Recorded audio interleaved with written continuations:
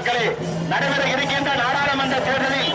இந்தியாவின் நிலையான ஆட்சி தரக்கூடிய நரேந்திர மோடியுடைய ஆதரவற்ற வேட்பாளர் மாசற்ற மனிதர் டாக்டர் மாசிலாமணி அவர்கள் இதோ உள்ள நாடு இல்லம் தேடி கள்ளம் கவனமில்லாத பிள்ளைகளின் சின்னமான சம்பரம் சின்னத்திற்கு வாக்கு கேட்டு வந்து கொண்டிருக்கிறார்கள். மத்தியில் நிலையான ஆட்சி தரக்கூடிய பாரதிய ஜனதா கட்சியின்